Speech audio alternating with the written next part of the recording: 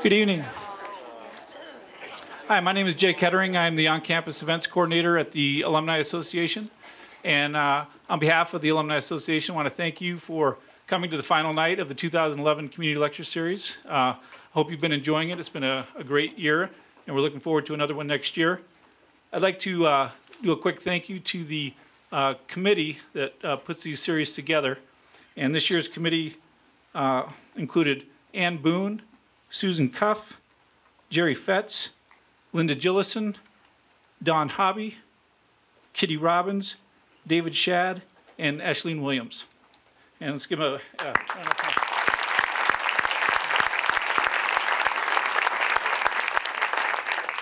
Also, just have a couple other quick thank yous. Holly Truitt at Spectrum. She's the one who put the coupon on the back of the program so that people attending the series could also go see the brain exhibit at the Spectrum over in the Skaggs building. And tonight, we do have the MCAT schedules. We'll have them. They're on the table outside. And tonight, there will be a wine and cheese reception immediately following the lecture and panel discussion. And it's going to, if you come out of the theater, hang a left, go through the double doors, and just work your way around, you'll see it's in the 330 series rooms. And we'll have some treats there, and you can meet and talk to the professors. And there's Molly materials for the Osher Lifelong Learning Center, and they'll be out on the table, and we'll also have those in the reception area. And the other thing I'd like to ask you to do tonight, if you have time, we have a questionnaire that just gives us a little feedback. You can let us know the things that you liked about the series, what you'd like to see next year, and we always like to get a hold of those, and it really helps us put together these series for the coming years.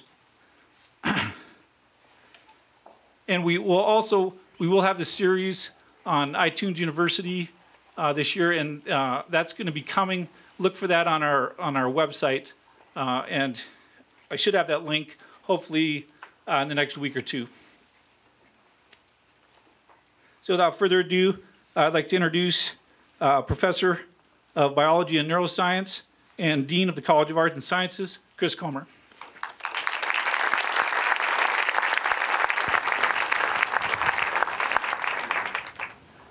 Thank you, Jay.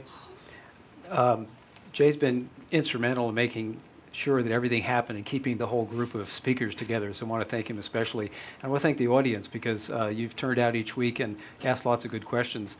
We're going to challenge you tonight to keep doing that and ask lots of good questions. What I'm going to do tonight is to try to be relatively brief, speak for 15 or 20 minutes to just highlight a few features of neuroscience research, mostly recent, that I think is relevant to education, and try to poke some questions that I think are important. And then the speakers from the series will join me at the table here, and we've invited some special guests from the field of education who know more about it than some of us and can talk about the issues not just at the university level, but spanning the whole system from K through 12 and the university. So what I want to start off with is a brief review of where we've been. And I made these up myself, so I hope I didn't do injustice to any of my colleagues' presentations. But we started out with evolution, and the point there was to just point out that in biology, sometimes small changes make big differences. And that's true where one or two genes changing in the course of evolution may have given rise to something like our capacity for language, very dramatic changes. In education, I think the same is true. I'll show you some evidence tonight that very small changes in the brain might have very large impacts on a child's learning ability. And I think that's pretty significant stuff. Rich talked about molecules and went to the level of the synapse and really showed us that's a hot spot in several senses of the word. It's a hot spot for processes of learning, and it's a really important site for intervention because so much happens at a synapse. It's a computational entity in the nervous system. Most of the drugs that have powerful impacts on learning and memory are going to work at synapses, and that will become relevant in some of our discussion as we go along. Sarah introduced us to genes and how they impact the nervous system and the concept of sexual dimorphism, how male and female behaviors are sometimes different and have different strategies. Certainly, that leads to the control of complex behaviors, and that's an important message here, that neuroscience explains everything from simple reflexes up to dreaming, wish fulfillment, thinking about the future, attaining educational goals, all the really macro things that we care about. John talked about happiness, and this is a really important point because he talked about the fact that to understand the production of happiness and how it's maintained, there are neural factors, but there's also behavioral factors. When you think about it, the brain is the organ of behavior. So of course it's extremely receptive to behavioral inputs, as well as things like pharmacological inputs. And then ASHBY talked about art and literature, and there's an important point there that, you know, even nuanced behaviors, think of things that we think of as being very sublime and subtle, nonetheless can be influenced by neural factors. And as you'll see later on, I'll mention the fact that the arts and the humanities are actually, I think, a key ingredient in thinking about how neuroscience can impact education. So we'll come back to that. This is what I want to cover tonight. This is my main point. And if you remember this, I'd be really happy. Education is applied brain science. I feel this very deeply. I think some of the others on this group of speakers feel it very passionately as well. Every time a teacher walks into a classroom, they are impacting the brains of young children. And in fact, they're physically changing them when they do their work. And understanding how that happens, what makes it happen effectively, how we make that happen powerfully is really an important question. So the first thing I want to do is just ask how many folks in the room either currently teach or have taught at the K through 12 level? Wow, I suspected. A large audience of educators. That's fantastic. And I'm sure you'll have strong opinions about some of the issues we raise, and we're going to want to hear those as we go along. So let's get right to it. I want to summarize briefly what we know about how brains are sort of situated to deal with education. And that means that we have to ask questions about the young brain of humans and how it changes over time. So here's two classic findings that I think are kind of fun to look at. And they establish a background. On the left is a table from a book by Eric Lenneberg, which is a classic on the biological foundations of language. And it shows that across age, which is shown along the horizontal axis here, there are differing brain weights you can see. So obviously, newborn babies has a fairly small brain. It grows in a pretty systematic fashion if you sample the whole of a human population. And you can see that during the period of language acquisition here, from approximately 2 to 10 years, although that's somewhat variable, brain weight's changing quite a bit. So that means the physical substrate of the brain is changing in somewhat dramatic ways during that time. And for a long time, that's about all we knew about the dynamic changes in the brain during early phases of learning. This kind of information here was added in the 70s, late 70s, the 80s, and into the 90s. And this is an interesting work from Peter Huntlacher's lab. What Peter did was to, now he's a clinical neurologist, but he's also doing basic science research. He took the brains of a large number of individuals who had died at various ages and went back and developed a stain where he could see the synapses, those structures that Rich was talking about, selectively. They would just stains and jump out of you at the tissue, and they could go through and count them in the brain. And what this shows is, on this axis here, it's the density of the synapses in the tissue as a function of age. And this is kind of a famous graph in neuroscience these days. What it shows in the blue line right here is the profile of the density of synapses over time from birth. Right here is the newborn brain up to adult, and we've kind of truncated the adult because we go through adolescence here, and then things stay pretty straight, so they didn't bother to push the line all the way out there. What it shows you is that the number of synapses is a very dynamic number. It goes up very dramatically, as you'd expect, as the brain grows. But then, oddly, it starts to drop, and it drops continuously into adolescence and slightly beyond. This was something that wasn't appreciated up until the point when this data was derived. And it's a very common phenomenon, it turns out, that we didn't know about, which is that synapses are overproduced. It's called exuberance. And then they're pruned back as you hone and refine neural processing.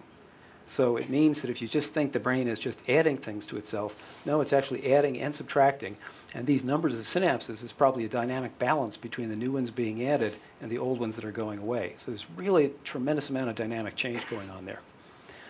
Second thing that's in here that's kind of interesting is this red line. So this is visual cortex. So that's the back of the brain, gets input from the eyes. And that's the density of synapses there, and you can see how it's changing. If you look at the prefrontal cortex up here, what you see is this different relationship where the numbers of synapses grows more slowly and it peaks closer to adolescence. And then it starts to decline more gradually. And what's not shown here is it continues to change out towards adulthood. That data is truncated, so you can't really see the dynamics there. That's really important because it turns out that because the different parts of the brain are maturing at different ages, the brains as a full structural entity and a full functional entity of young children and teens are physically different from the brains of adults. Now that's true in lots of dimensions, but here's one really important one. The front parts of the brain are developing more slowly. They mature later. And if you ask most psychologists about what are the characteristics of young kids and teens, their self-control, ability to take in modulatory inputs and balance those correctly are vastly different from adults. And a lot of that circuitry where you calculate the valence of different things, you calculate whether or not you want to take a risk, you calculate whether or not you want to respond to peer pressure, are probably being done up the frontal cortex. And it's not even fully connected to the rest of the brain until adolescence. So when teachers are in the classroom and they're dealing with children, they are not dealing with a small version of an adult brain. They're dealing with a very different kind of brain. Okay. Now, another point that's really important is plasticity. This is a really general term. It's used throughout neuroscience. Sometimes it's misused a little bit because plasticity just means ability to change in sort of an adaptive way. So if you want to think about it, learning is plasticity. And there's many forms of plasticity. So I want to show you one classic one. John SOMMERS-FLANAGAN and I both were aware of this data and talked about putting it in our earlier talks, and we didn't, so I thought I'd throw it up here tonight. This is a picture of a, whoops, let me go back here. Picture of a monkey's brain, and this is a classic experiment that was done in the 80s, and as I described to one audience recently, when I read this paper the first time, my jaw dropped because the results were so astounding, and I ran down the hall and I got my graduate students and said, you have to read this paper, it's amazing. So here's the background. Here's the cortex. You're looking at the right side of the brain, and there's a strip of cortex here where there's a map of the body surface. And I showed you some stuff on that in the very first lecture, the homunculus, which represents the sensory input from the whole body surface. And in primates, where hands are so important, there's a very large piece of that that represents our hands, and it's sitting right here. Now if we blow that up, this is what it looks like. And there's a major region here that represents the 5th digit, 4th, 3rd, 2nd, and 1st. So each digit has its own territory of representation. Now this is a cartoon. It's actually exceedingly more complex than that. There are actually about 7 different maps. They have different submodalities of representation, but that's a good and a fair characterization of it in a general way. So there's the digits out there. That's how they're represented in the brain. Now, it had been known for some time that if you're missing a digit or if something changes physically about the hand, the map in the brain will adapt to that. I'll show you an example of it here.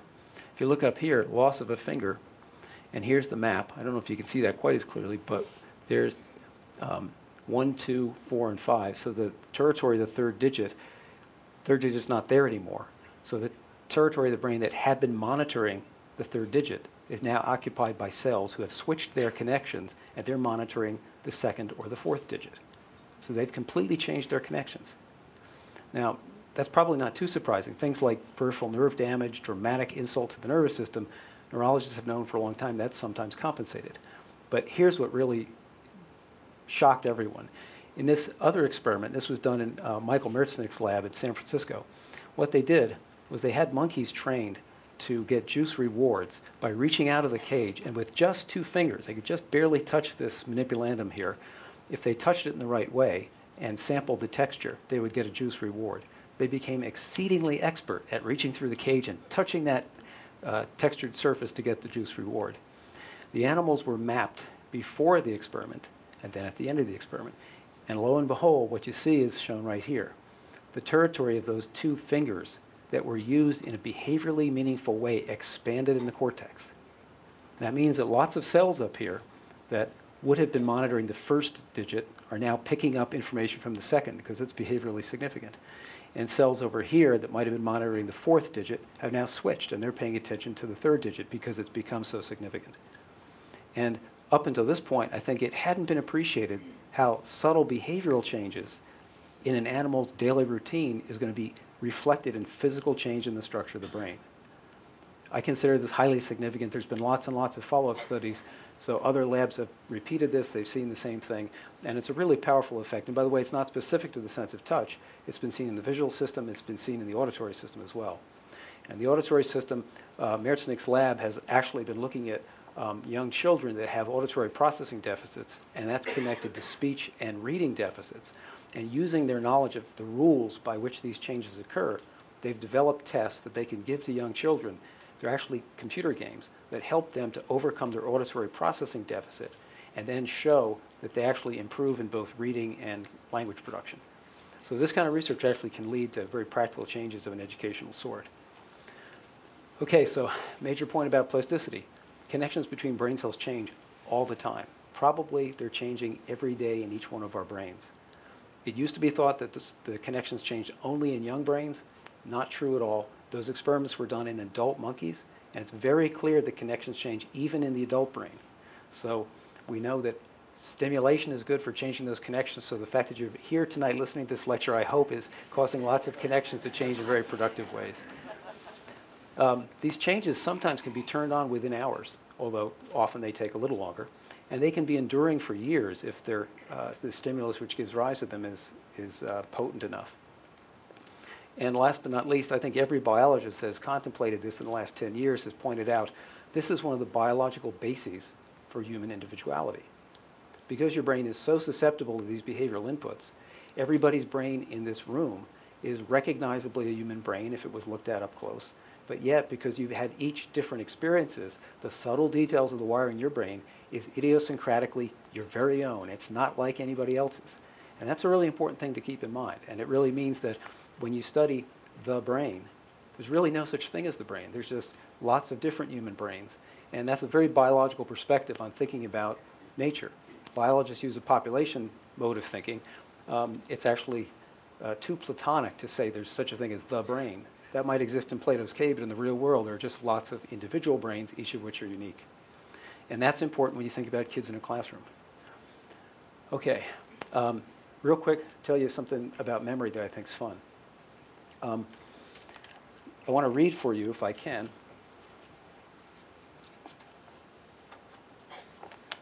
from this book by Eric Kandel. Just one quote. Eric is a Nobel laureate, and he won it for his work in neuroscience studying molecular bases of changes related to learning at synapses. And he wrote this book in search of memory, and I picked it up not too long ago and started reading it, and it's really well written. Not all scientists can write well, but he does a really fine job.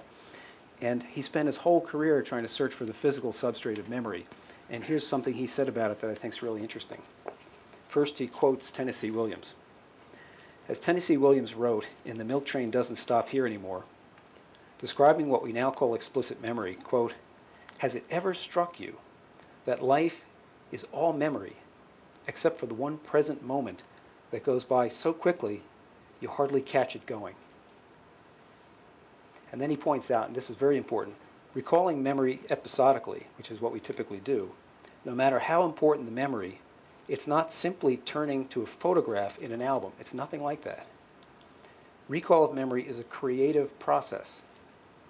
What the brain stores is thought to be only a core memory. Upon recall, this core memory is elaborated, and it's reconstructed with subtractions, additions, and alterations.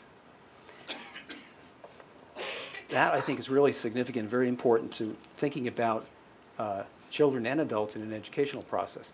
We tend to have simplified notions of memory. I know I did when I started out, that it really is like a computer memory where things are very faithfully represented. You just simply look them up and there they are. But the last 15 years have shown us that when you recall a memory, you pull it out of a stable state and pull it into a labile state where it can be affected dramatically.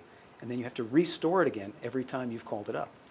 That's called reconsolidation. Now, we argue in neuroscience about the details of that process, but there's no question that that process is happening.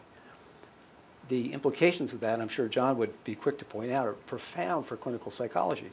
If you have people with traumatic memories and you can find a way to safely evoke it and get the memory into labile state and then degrade the ability to restore it, which, by the way, some drugs can do, you might be able to erase harmful memories. Now, the ability to selectively call up memories and erase them raises enormous ethical issues, so maybe we can talk about that as we go on. But here's a fun fact of memory that just points out the amazing explicit nature of it.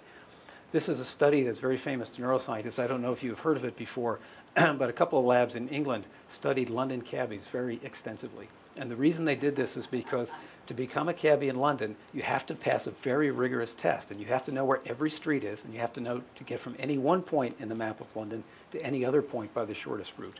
And they spend 2 years training, and then they have to take a very rigorous test. So their spatial memory is believed to be exquisite, and it's on the basis of a learning experience. So here's what we know about it. When you actually study them working out map problems, it turns out that their right hippocampus lights up. Now that wasn't surprising to anybody because the hippocampus is known to be important for memory. It's profoundly lit up on the right side, so those cells are very, very active and they're processing lots of spatial information. In this case, this was a group of cabbies that were compared to matched controls who were bus drivers.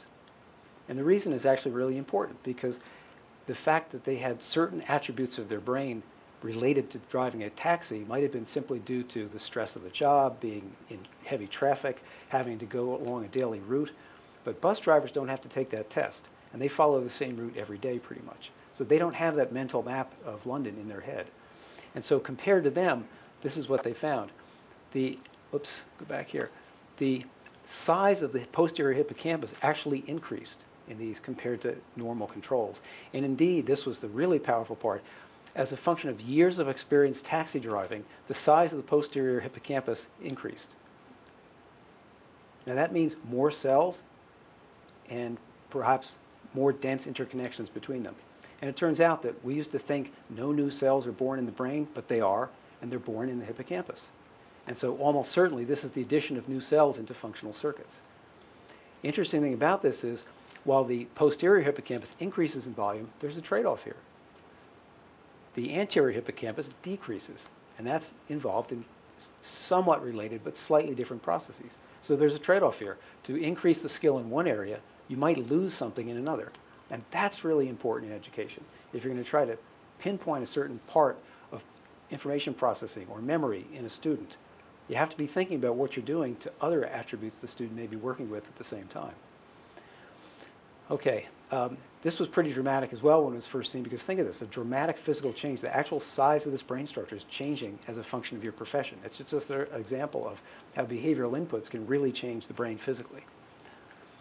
Okay, last point about memory is just that in the last couple of years there's been a series of papers by, let me go back here, these two individuals here, Schachter and Addis, who've been studying memory and looking at memory for past events in relation to how you imagine the future. And their research is stunning, absolutely stunning. What they've shown is that this set of circuitry up here, these areas in the brain that are in red, the details don't matter too much. A bunch of them in the temporal lobe, which is not too surprising. We've already known that's involved in memory. There's a little bit here in the parietal temporal junction, and there's a little bit up here in the retrosplenial cortex. Those details don't matter. The point is that there are circumscribed areas that are well known to be related to memory. Now what they found is that if patients are deficient in remembering the past, oddly enough, we hadn't asked this question until quite recently, they're also deficient in imagining the future. So if you ask them to engage in an imaginary event where they imagine something spatially or some personal experience into the future, they have a real paucity of an ability to make that imaginary leap. And nobody had appreciated this until about 10 years ago, and we discovered that people with certain kinds of amnesia, when they were tested for future imaginative possibilities, they're very, very limited. So the two things seem to be related. They've gone on now to show that this set of circuitry in the brain is uniquely activated not only when you think about the past, but when you imagine the future. Now there's a lot of nuances to this. It depends on exactly what form of memory, and there's a very elaborate taxonomy of memory for physiologists. There's lots of different kinds of it. But this is a pretty dramatic finding, and I think it raises a question for education. Memory as a tool, certainly in my lifetime, was always put down as something that, increasing your memory capacity is mindless. It's not interesting. It has no positive impact. I'm not sure, but we're just at the beginning of this set of studies. It may raise the question that certain forms of memory training might actually enhance creativity and the ability to think imaginatively about the future. And this actually totally relates to what I just told you about memory from Eric's book, When you recall memory, you pull it up into labile state, and it's very flexible, and you can add and subtract. If you think of memory as being high fidelity, it's got to be perfect. Why would it be that way? And the theory is, for evolutionary reasons, our memory circuitry is how we think about and plan for the future. So we have to creatively combine possibilities to do that. So since you use the same circuits for memory as for imagining the future, it stands to reason that those circuits are a little bit futzy and don't reproduce things with high fidelity because they creatively combine experiences. And there's a deep psychological literature on individuals recalling events and then getting things conflated because they've put multiple events together. In fact, we've probably all done that in our lives. So memory is a very interesting thing, and it's a very constructive process, and it may be directly connected as the obverse to imagination. Last but not least, I just wanted to mention that there's new tools available now for studying learning in a clinical sort of setting. This is a study from last year that was, actually 2 years ago, that was pretty striking. They trained students on a new method for teaching reading, and they used a completely new brain imaging technique. This isn't what you've seen before. This is a new technique called diffusion tensor imaging, and it actually looks at some subtle chemical features of myelin, and it shows you tracks or connections in the brain that have thickened and changed as a function of usage. And what this shows is that in a group of kids who had a deficit, let me go back here, this blue area here shows a deficit. This is the normal brain. They have, on the left side, which is more connected to language, they have a slight, what you might call a weak connection between the front of the brain and the back part of the brain. When they receive the training, there's an improvement in this, and they can actually approach a situation where they look like a normal brain. There's a balance between the two sides. So this is kind of dramatic because this is a non-invasive technique. The pupils, and by the way, these were grammar school children, were given the training, imaged before and after, and you can actually see the physical change in the brain. So this raises the question as to whether or not these techniques are going to now be available to educators to answer questions. Instead of saying, I think my approach to teaching math works better than your approach, maybe they could actually get some objective evidence about whether or not the brain has changed in an adaptive way. Okay, so here's the concepts I'm going to finish up on. The brains of children and teens are dramatically different, physically different. That's very important to education, I think. Neuroplasticity is ubiquitous. All brains seem to be capable of adaptation, even our brains that are older. And that's really heartening to me anyway. And one of the people who has worked in this field so much wrote a powerful article on this. He called it the neurology of hope. Memory has limits, we know that, but it also has possibilities. And it may be that we've not explored creative ways to reintegrate using memory approaches in education. And then new tools can really track learning in real time. And the question is, how are we going to use those? And to me, it raises ethical issues. For example, those techniques are really powerful, but they're really expensive. So if they became available, will those go to school districts in only richer districts, or will it be available to all children that need it? That happens often with medical technology. One has to worry about how do you distribute it fairly in the population. That's an immediate question that would be raised, not to mention the fact that you have to evaluate the safety of this, not just for people in general, but specifically for young developing minds, and make sure it's not going to have any deleterious effects. Okay, so what can we do? And I'm going to finish up on this and then invite the rest of the speakers up to answer questions. Can we effectively connect research with practice? I'll show you in a minute that I think we can, and I think we want to raise some issues about how we do that. If we study research in the College of Education and in the College of Arts and Sciences and the College of Pharmacy and such, and we're learning things about it, how do we connect that up to teachers out in the field who are working with students every day? There's a lot of important things here, like the fact that you have trade-offs. If you train for something, you might enhance that ability, but you might take something else away. Maybe we need to know which circuits that's happening and what the nature of the trade-off is so that it can be used effectively in an educational paradigm. Something that's really important here, and I didn't have time to go into it, and I chucked it just for time's sake, there's profound evidence that training in the arts enhances learning in other areas. And the best evidence is in music. Kids who have taken musical lessons, if you monitor their ability to do mathematical problems and language processing, it's by far and away superior on average to kids who are not. And that's been seen again and again, lots of different ways to measure it. And there's no question that training in the arts, and I suspect in the humanities as well, has powerful influences on other kinds of basic brain processing. And that, we know it, but we don't know how to use it yet. and we don't systematically use it in a policy sense. And I think there's some real important policy questions for education that we might address in that area.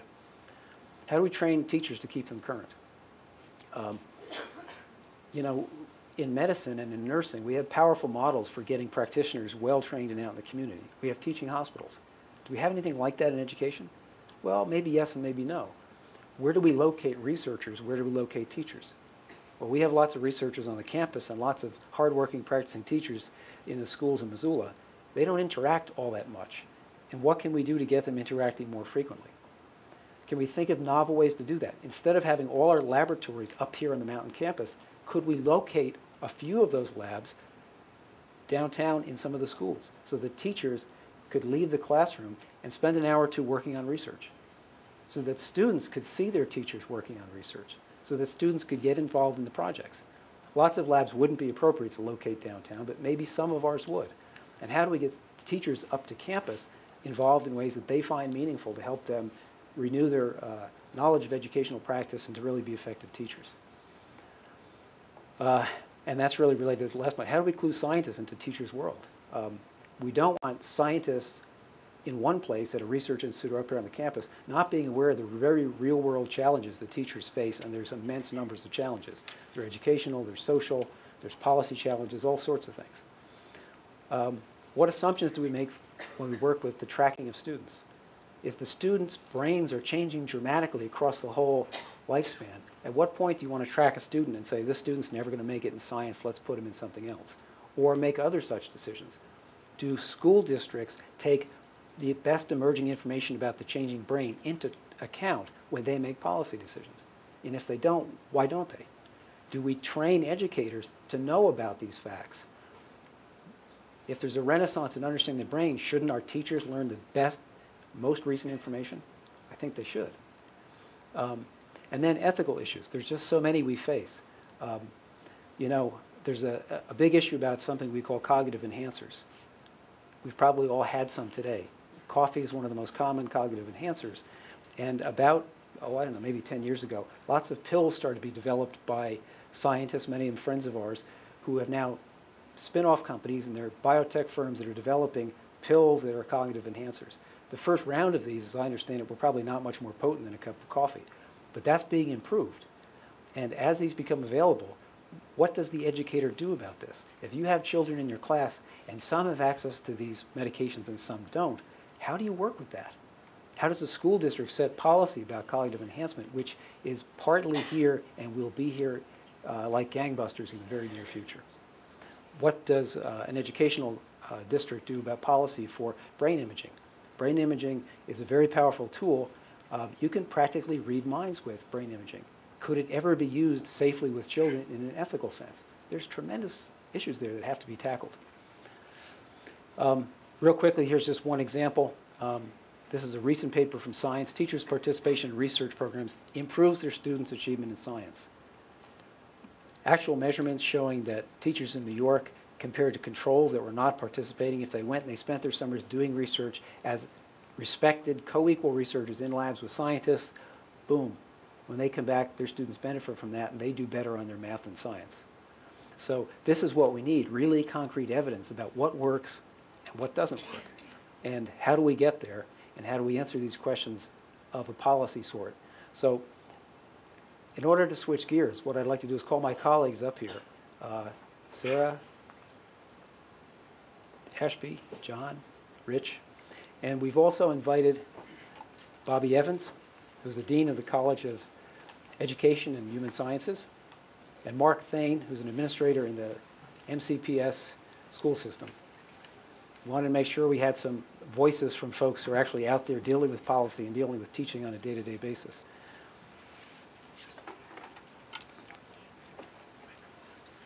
So what we'd like to do at this point is open up the floor to questions of two sorts. Number one, you may have questions that came from the presentations you've heard over the last 5 weeks. Anything's fair game, anything that tickled your fancy. I got asked a question early on about the difference between men's and women's brains, and I dodged the question for, I think, good reasons. But Sarah is better in a position to answer that, and I certainly am willing to go out on a limb and say I'm quite sure that the brains of young children and teens are quite different from those of adults. That's a pretty safe assumption. So any of those questions are fair game, and we would encourage you to ask questions specifically about education if you are interested. Yes? You mentioned that there was Oh, let me interrupt you. Tonight we're really trying to get this on video, so if you ask a question, make sure you got the microphone. Thanks. You mentioned in the monkey studies about the function of digits and the loss of digits. What about a child that's born with a sixth digit and that digit is taken away? Do you have anything that would show up about that? I don't know any specific published research on it. I mean, assume that if there's an extra digit, it would be represented in the nervous system, and if it's taken away, then that information would be lost.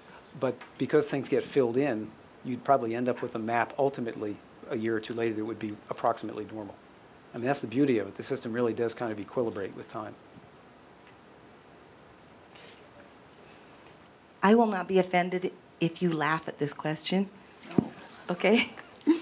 This is in relationship to an injured brain. And what you said tonight really reinforced how repetition over time can help to make new neural paths in the brain. What about an idle brain? What happens to an idle brain? This lecture that I had attended, my understanding was for an injured brain that you could end up with something like a tumbleweed in your head and end up with other conditions that would cause you problems if you weren't doing something to retrain and rehabilitate that brain. That's the part that I want you to respond to. Anybody on the panel want to jump in on that?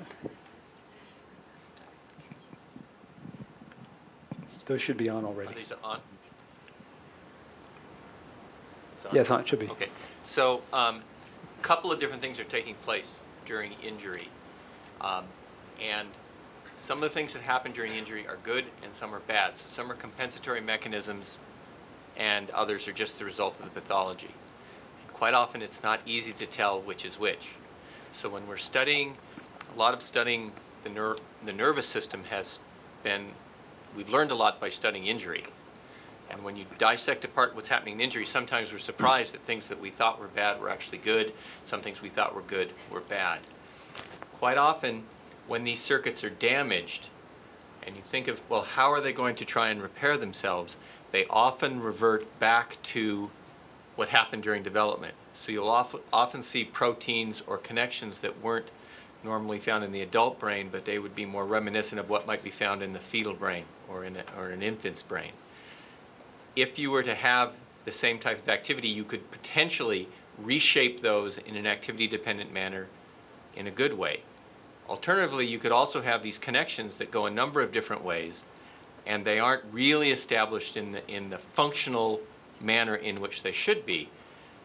The CNS is still trying to compensate, but it doesn't quite get us all the way there.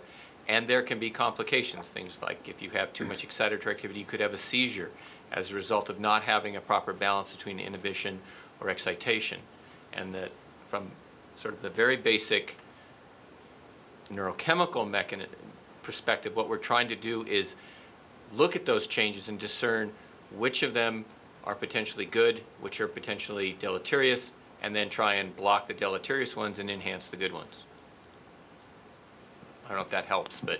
That does help, and I thank you so much for this series. You've given me the greatest appreciation of what can be discovered quite even by accident with research. Great. John? I also would like to just say a couple words about the idle brain, and I think it's important for us to think about how do we define an idle brain. It turns out, of course, mindfulness meditation or meditation is something that enhances brain function in a variety of ways, and although the individual will look idle and you might think the brain is idle, it actually is working and developing. Maybe the best example of an idle brain is the brain that's watching television. And there has been some pretty significant and important research on the adverse effects of early television viewing among very young children, so much so that the American Academy of Pediatrics recommends no television viewing for the first 2 years, period. And that television viewing seems to adversely affect cognitive development in a number of different ways for young children. The other thing about the idle brain that I would say is that's important to remember is that human interaction is a very much a not idle thing for the brain to be doing. And some early research on children, and again this was done by Dimitri Christophas at the University of Washington. And what he found was that, and I think this is really interesting, that he looked at exposure to the number of words that parents say to their children, very young children, and also exposure to words on television, and exposure to words in two-way conversations between parents and children.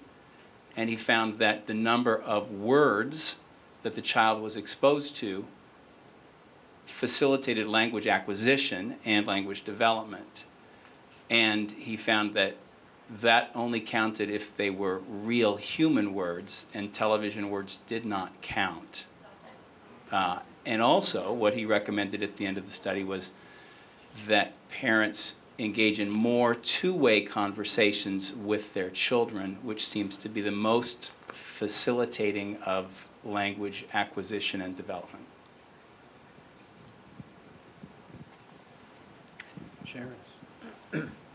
So how would that affect learning through a screen, through a computer or a program that you listen to, compared to learning in person?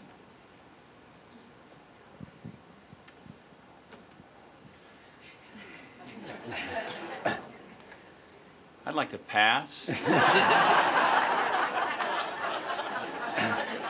I think that I'm aware that there are many advocates of online learning here, and that online learning, I think, is very important in our culture. And I do think that when online learning works the best, but I'm aware of an expert in the front row, that it usually involves some kind of interactive component that also includes some, at least, relevance or implications for human interaction. And I'm saying that in a very general and safe way. Sharon.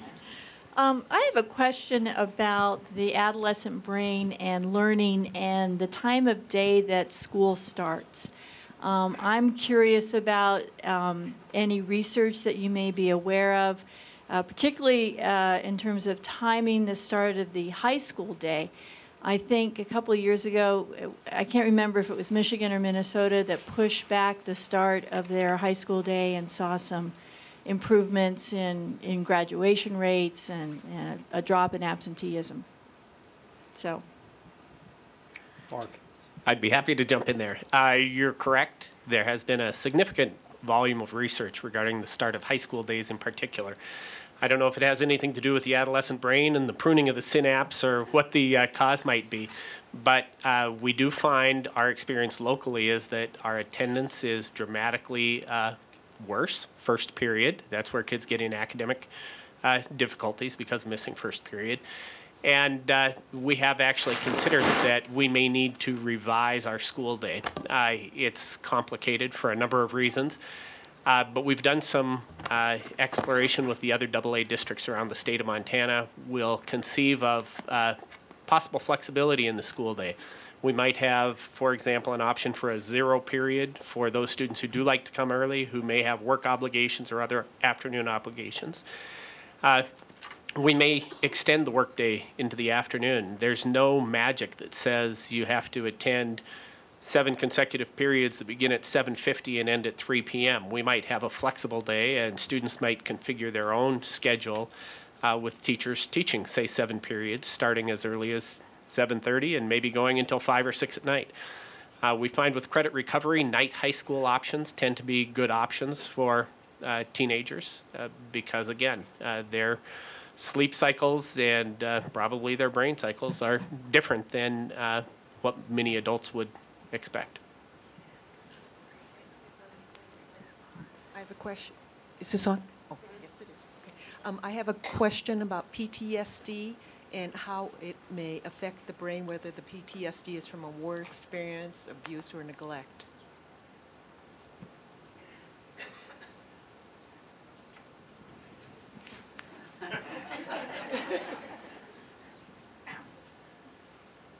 I think it's really clear that, again, what I think we should emphasize is the unique aspect of the brain. And I think it's really clear that PTSD has very significant effects on the brain, and in particular in the hippocampus.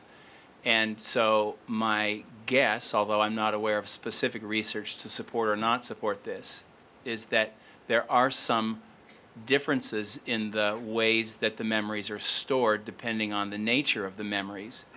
And yet, in general, if the individual viewed the experience as traumatic, as there are a number of ways we define that, but as an individual feeling as if his or her life was in jeopardy and extremely threatened by a situation, could be a natural disaster, could be a rape or a mugging, could be a war incident, and that in all those cases, I think what we see are similar processes, and yet there are some unique ways in which those particular memories seem to affect the individual's functioning. So they create different pathways for thoughts? And I would say yes, that they're somewhat different and somewhat similar in that they're stored in a similar region in the brain, and yet they're, and I think that what Chris said earlier about the reconsolidation of memories is really probably the most important thing that's relevant to trauma and trauma treatment, which is why often we have to focus on the memory in order to change the memory or to modify it. And Chris, you mentioned that possibly with drugs, but I think it's also something we do in psychotherapy and counseling to have the person remember the traumatic incident, and then in some ways we're trying to reconstruct it in one way or another through verbal and emotional methods.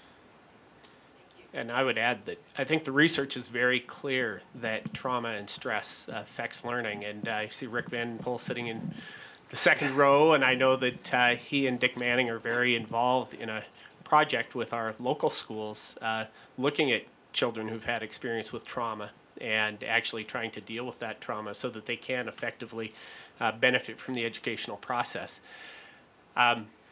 You know, it's something that I think we're just learning about, but I also am just stunned by the figures they present regarding the number of students who have experienced childhood trauma and the dramatic effects that plays out then in our schools and in our classrooms. So I appreciate the work they're doing. I'd like to make a comment on this too, but in a more general sense that, you know, one of the through lines on all these talks is the way in which lesion studies, trauma studies, studies that allow us to see functions being disabled, give us a kind of broader global picture of how the mind works in general. And Antonio Damasio's work has made really clear the importance of emotion in the construction of how the brain functions, but also consciousness, higher order work. And I just want to make a plug for some of the work that I referred to last week. Marie Carruthers wrote an incredible book called The Craft of Memory about medieval memory technique. And I'm sort of gesturing back to Chris because Chris had sent me a great essay that I referred to last week, co-authored with a neuroscientist named Yadin Dudai. But all the way back in this early work, and we're talking about 4th, 5th century, these monastic memory techniques had already theorized the real central importance of emotion in the storing of memory. They called it intentio or affectus.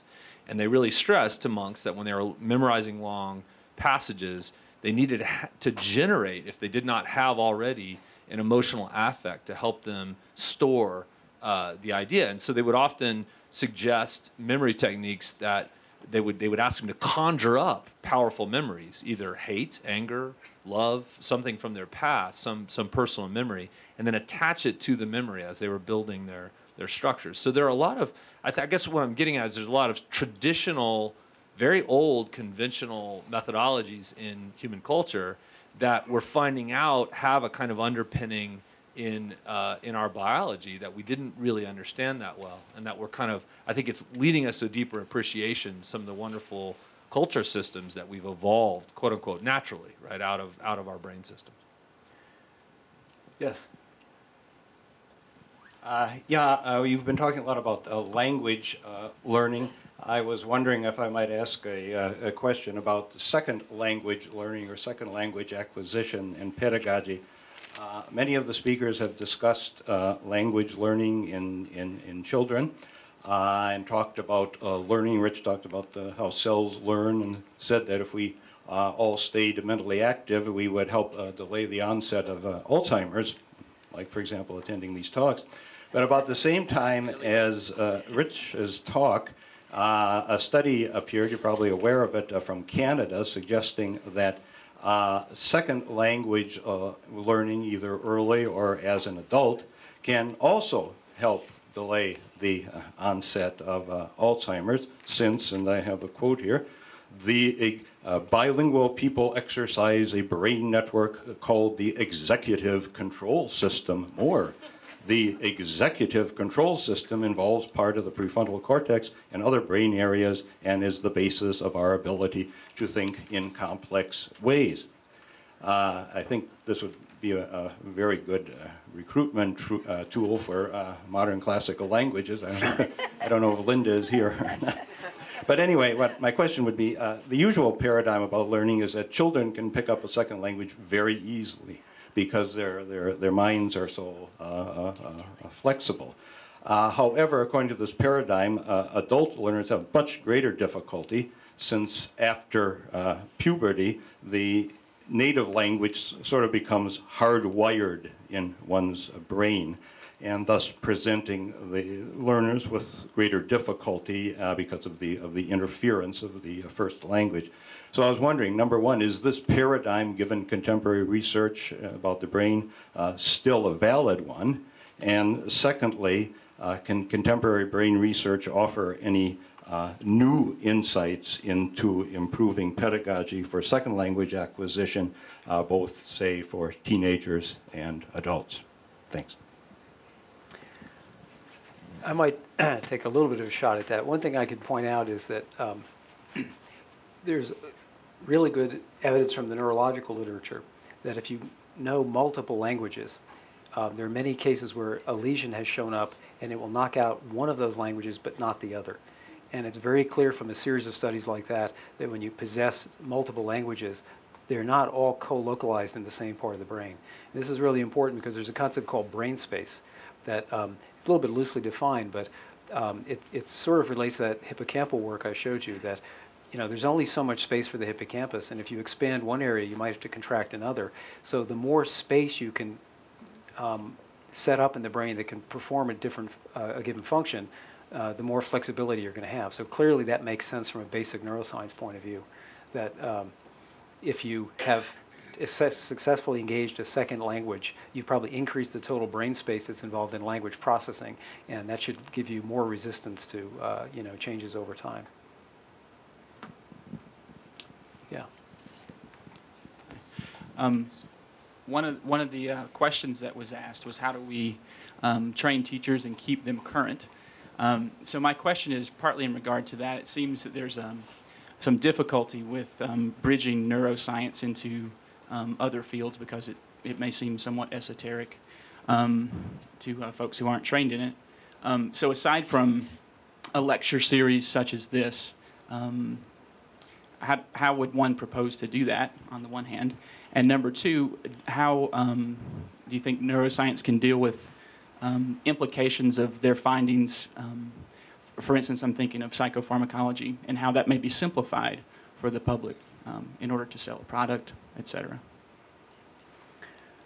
I have one thought on that, and then I'm going to ask the folks on the table to jump in. I've thought a lot about that before tonight's lecture, and one of the things I was thinking about is, if you think about neuroscience as a pretty expanding, vigorous field right now, and education is a field that has a long history of trying to figure out what works, what's practical, how to apply it. And we give out EDDs to folks, and they become the future administrators of educational systems. And you would be better able to answer this than I, but I think that training tends to focus you on practice and then administration.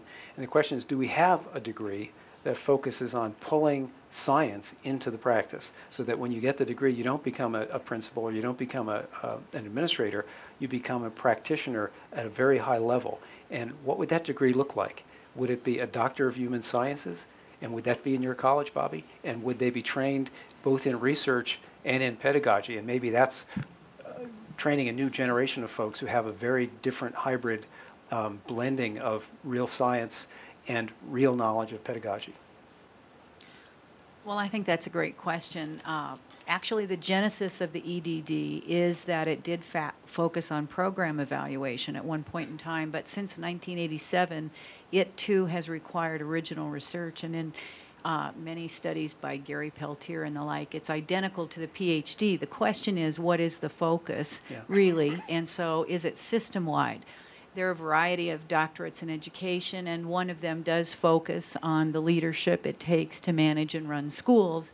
In this era of accountability, you might imagine that those are directed toward the social science arguments about what constitutes effective testing, what constitutes appropriate curriculum to back that up. And in this wave of change, it's really very dynamic, looking at data across the country.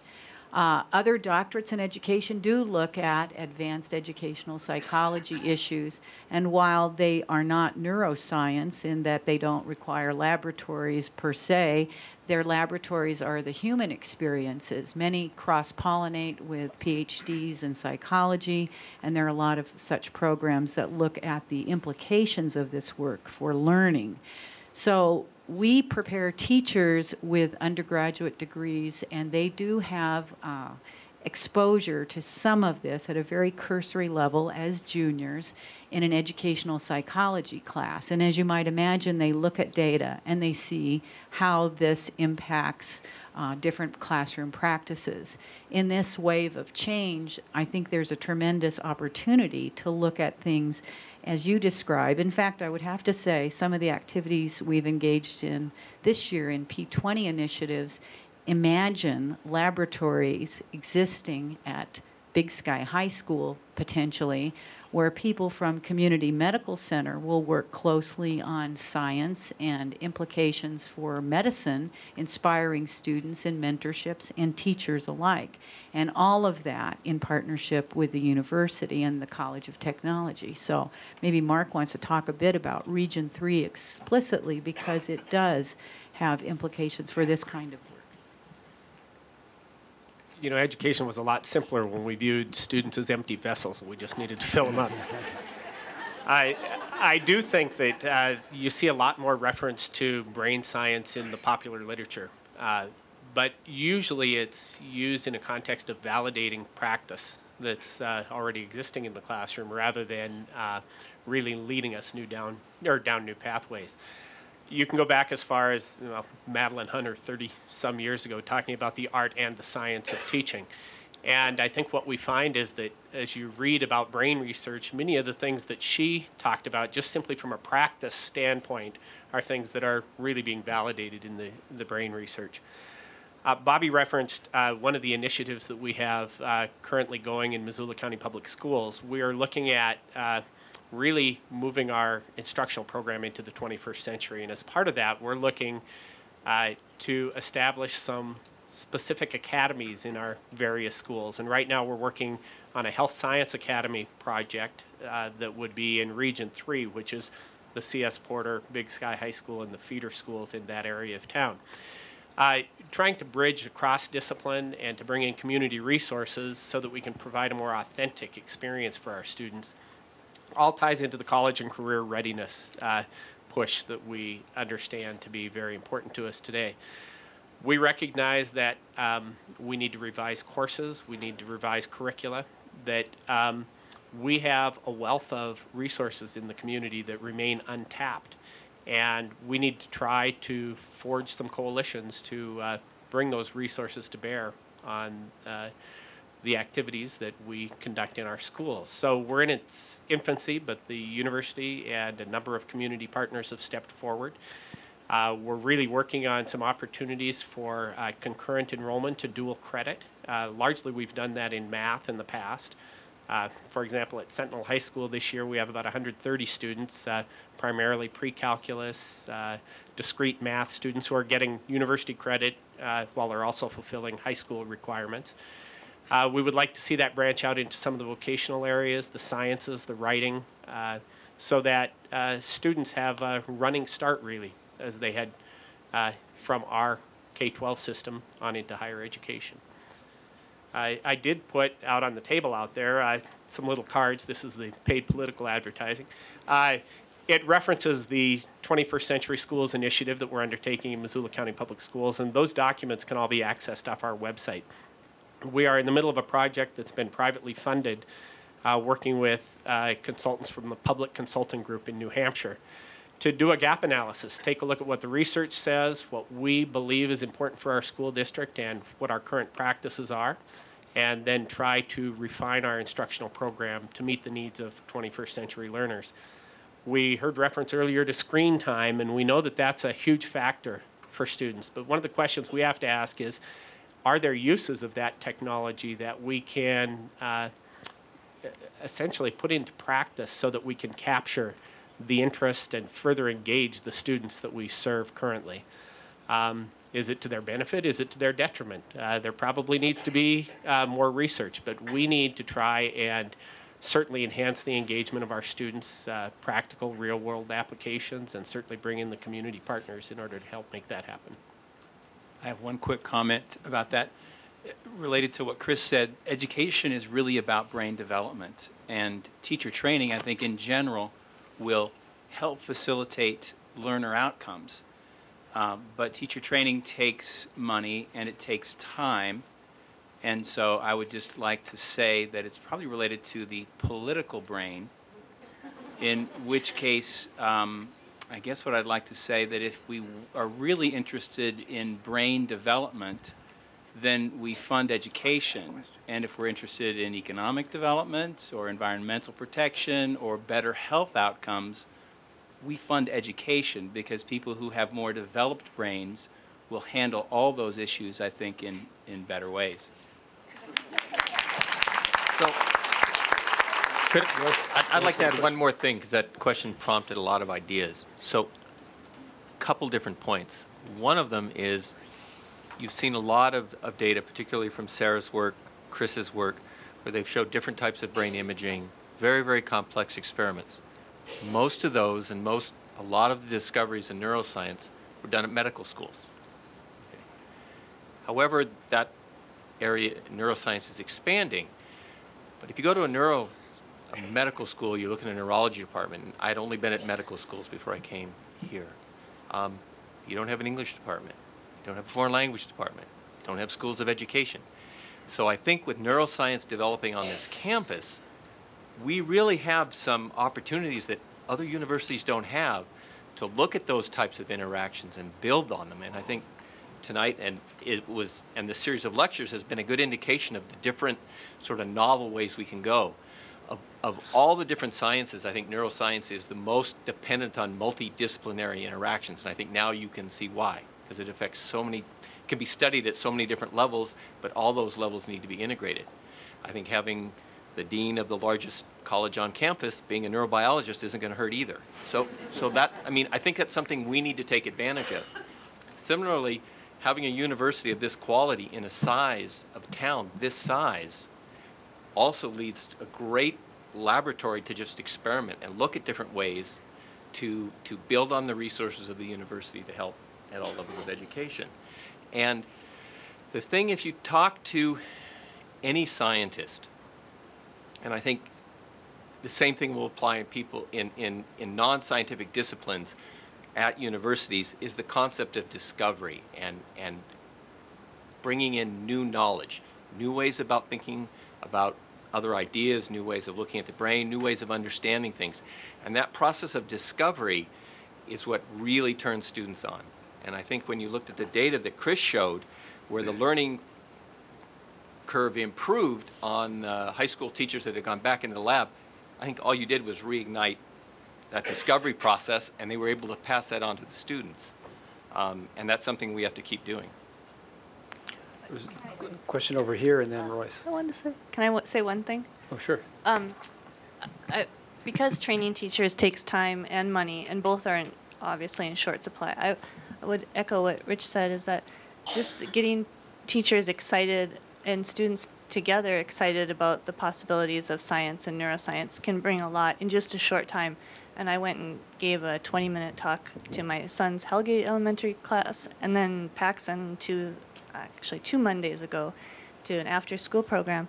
And if I leave, I don't have to tell them the top 50 neuroscience terminology in 20 minutes, but if I leave and they think that insects are cool and that brains control behavior and that just fundamental things, then that can get them excited. They see it in real, right in front of them. They can touch it. And teachers can, it's a feedback between teachers and students, and then they can get excited about the next unit that's coming up. I wanted to ask a question. I really appreciate this series, and Chris, you brought up an interesting word called cognitive enhancers. And many years ago, I too was an empty vessel. And I think today, my perception is that these cognitive enhancers are not just the drink of coffee, but Red Bull and many of the fructose-enhanced things that we take. But it's not just the fluids in the food that we eat that are quite different than they were 40 years ago, but we have these audio and visual stimulations now that are right in front of our faces, 12 to 14 inches away, at the exclusion of everything else around us.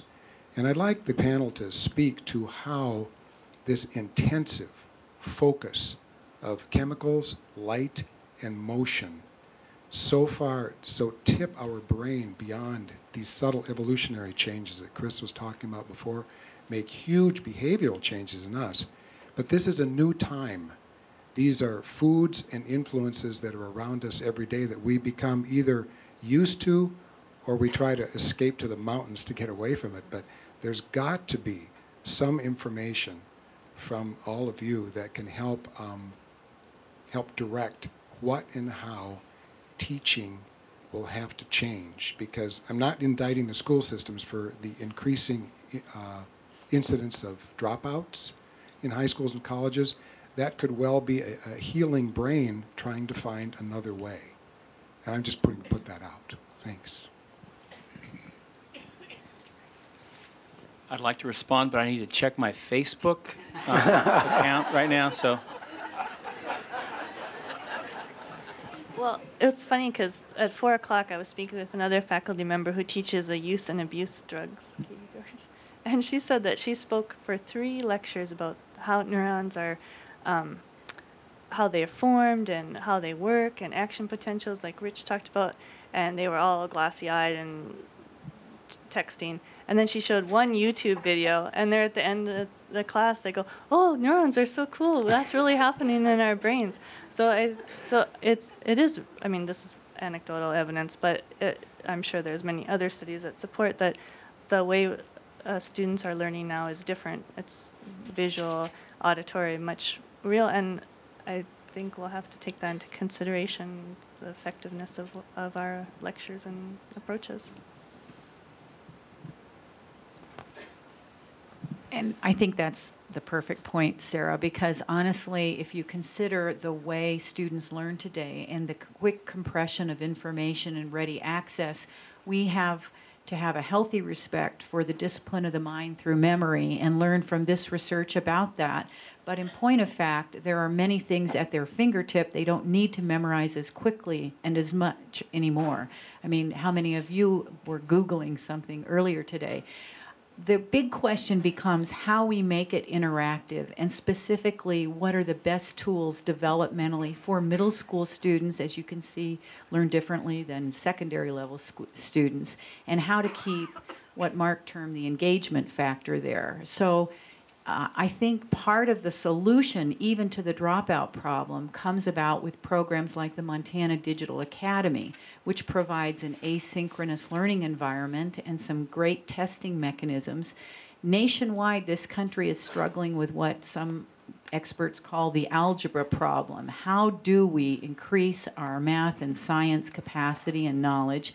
And interestingly, some recent research from California system is coming out, directing things toward more digital objects that can engage students. So imagine, for example, a physics problem where one might hear, responding to various mechanisms of learning, hear the explanation of it. And now let's say we're calculating a vector. Now there's an animation of it concurrently feeding us from the computer, and then subsequently a very automated and sophisticated testing system that can see, do we already know this and should we skip to problem 13, or do we need more work on this particular equation? And I think as we drill down in America about good education, we'll see that, interestingly, part of the very thing that becomes an Achilles heel and makes us go to the woods is part of the solution, too. And I would just add, I think that in this day and age, we need to take a look at some new and different literacies than we might have 40 years ago. We really need to talk about how students learn to collaborate, how they learn to communicate, to be critical thinkers and problem solvers, and to express their creativity. And I think that one of the things we need to consider is, rather than the traditional lecture format, students need to be engaged in project-based learning. They need authentic tasks. They have ready access to data and information. They're much more comfortable as digital natives than many of us are with our traditional methods. They need to know how to apply that knowledge. They need to know how to understand whether it's good information. They need to be discerning consumers. And I think the skills of the workplace will demand that they have the ability to work with a variety of information, to be able to synthesize that information, to be able to communicate it effectively, and to be able to pull from a variety of sources in order to solve problems. So as we look at restructuring education, I do think we need to look to more project-based education. Kids need a schema to develop so that the learning makes sense to them in their world. And teaching rote memory skills has certain place in their education, but it can't be the primary source of their educational experience.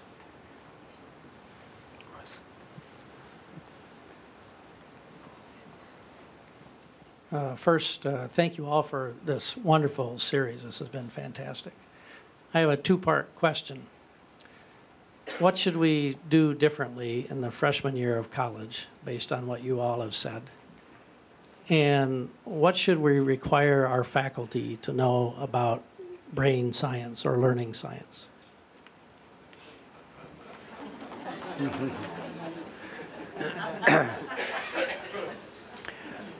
Well, I would argue that brain science should be incorporated into the training of teachers in a way that maybe it hasn't before. And as often happens, there's a couple of universities that have tried that already. Harvard has a neuroeducation program.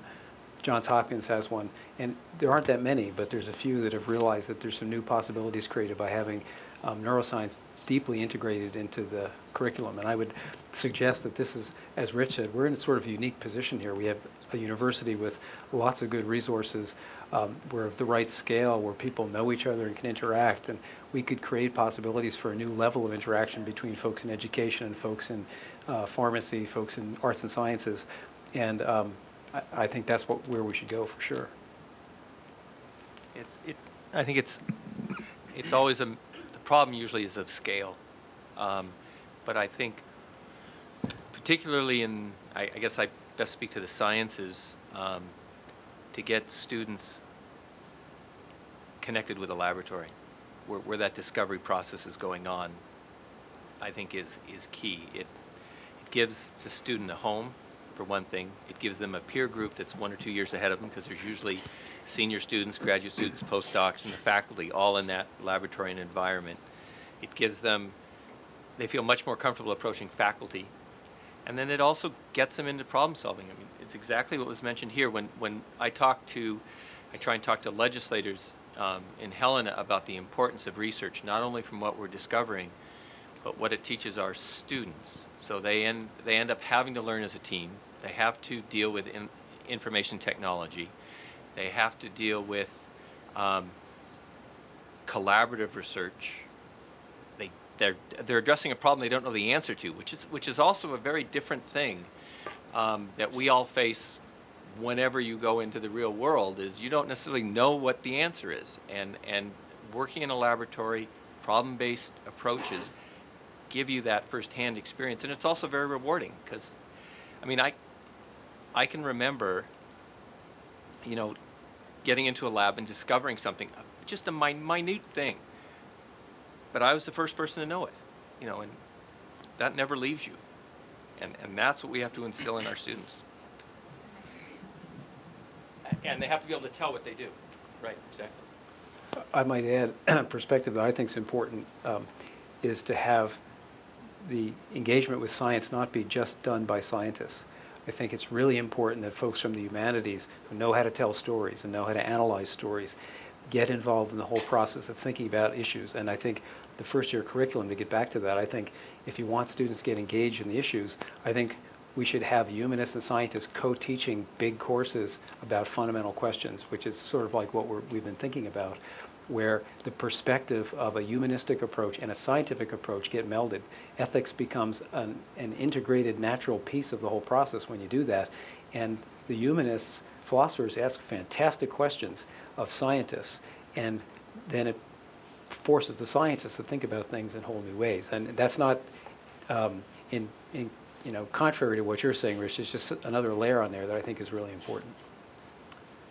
I've been thinking a lot about retention at the University of Montana, and my sense of the freshman experience is that there are many freshmen who know what they want and hit the ground running and can proceed very quickly. And as you may know, and as Bobbie knows, we developed a course for freshmen and undeclared majors at the University of Montana, and what we have found is that there's another group of students here, and those students are much more lost and really not connected with academic pathways. And so in this class experience, what we have found is helpful is for those students to have small groups where they can talk about their experiences, a little bit of a kind of group counseling experience, and then also learn some basic skills about how to make decisions about what kind of academic path they might want to get connected to or engaged with. And so I think any way that we can do that, and I hear Rich talking about doing that through labs, but any way we can get those students to find mentors, connect with faculty, be in labs, connect with other students who are a little lost and not ready for the academic piece of the university. I think it really is a big interpersonal puzzle. And once we solve the interpersonal piece, then I think we'll get the students engaged in the academic piece. I was also done some work on retention. I was on a committee one day, and someone, I can't remember who it was, I think it was Joel Henry from computer science, said something really interesting to me, that our system is inverted at a university system from what we know from experience, which is first-year students need a personal touch. They need close contact, and we tend to put them in very large lecture halls.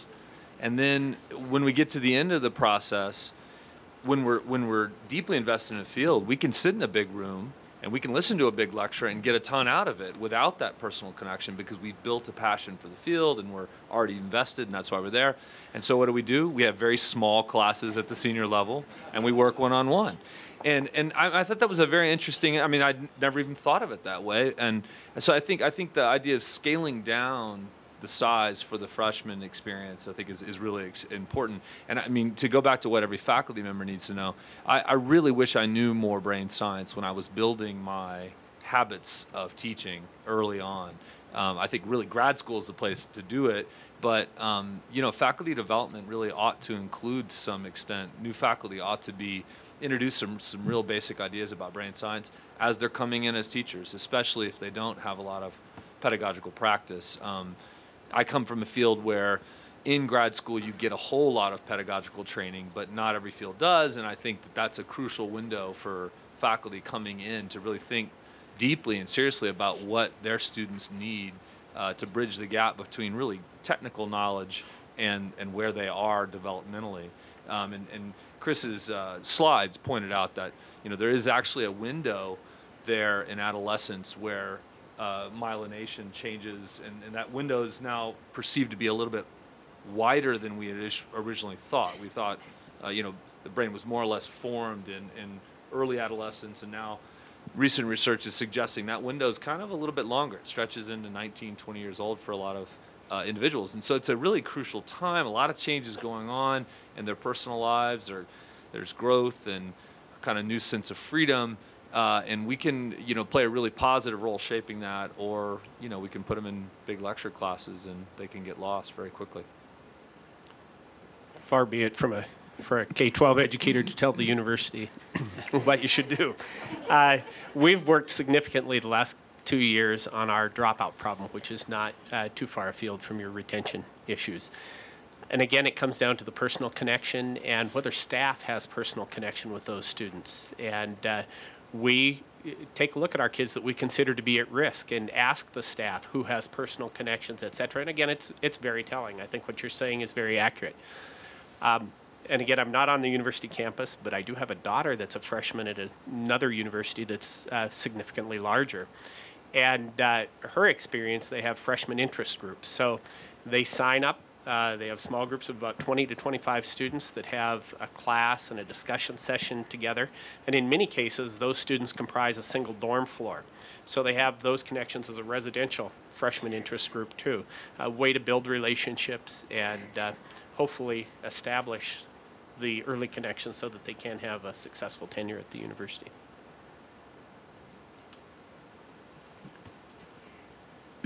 Dr. Summers-FLANAGAN, could you elaborate, please, on the idle brain as it pertains to either meditation or prayer? You had mentioned that before, and it's something I've been very curious about for quite a long time.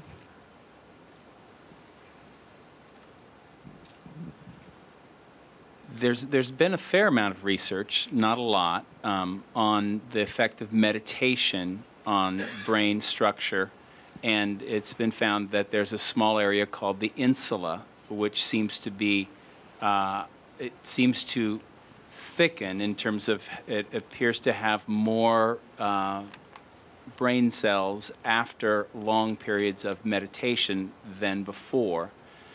That particular part of the brain seems to be associated with a number of different activities, including self-control and including the perception of time and the ability to delay gratification.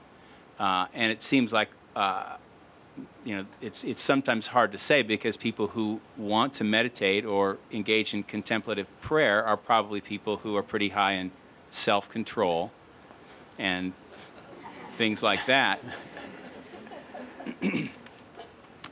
But I do think that this is one of those things that if you brought this question in a class I was teaching, I would say, this is a really good research project for you to undertake.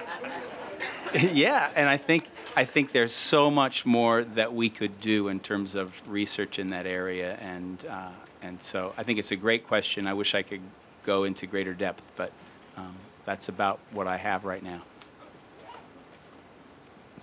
Question over here.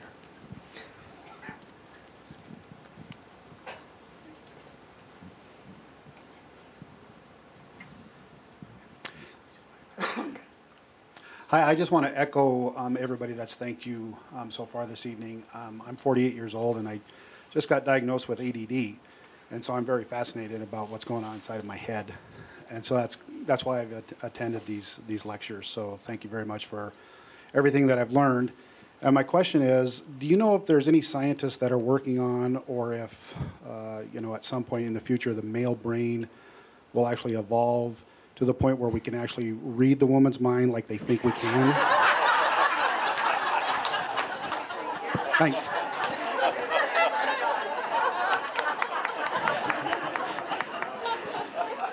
It would mean I'd have to ask directions, and I can't do that.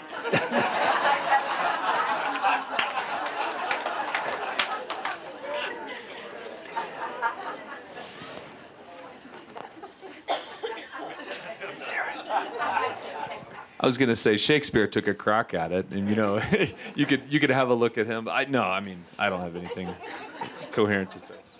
And Freud took a crack at it too. And what I would say, and it might be in contrast to what Freud said and did, and that is it might actually involve interpersonal communication with women, which is something that is, I think, really, really important.